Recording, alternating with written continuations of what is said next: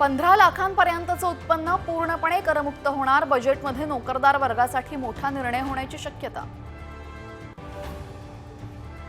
अभिनेत्री उर्मिला कोठारेच्या कारचा 2 मजुरांना धडक, यावेळेस एकाचा मृत्यू तर 1 जण जखमी, मुंबईतील कांदिवलीमधील घटना।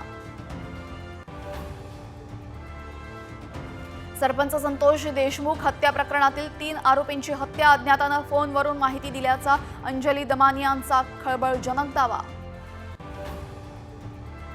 येवल्यात अवकाळी पावसानं शेतकऱ्याला रडवलं, गहू पीक आडवं, कांदा सडला, मक्यावर रोगाचा प्रादुर्भाव।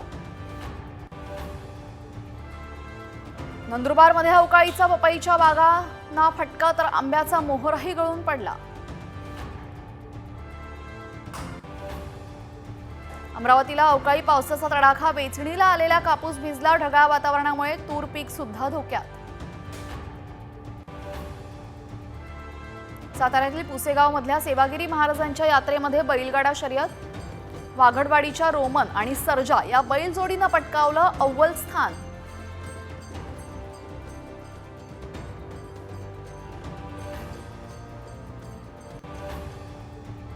पुण्यात बीटी कवडे रोडवर झालेल्या गॅसच्या स्फोटाचं सीसीटीव्ही समोर, 3 जण जखमी तर एकाचा मृत्यू।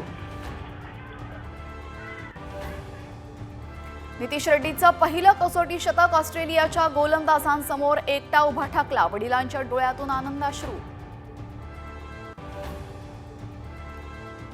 मनमोहन सिंग पंचतत्वात विलीन, तिन्ही सैन्य दलाकडून सलामी, राष्ट्रपती, पंतप्रधान, सोनिया गांधी, राहुल गांधी होते उपस्थित।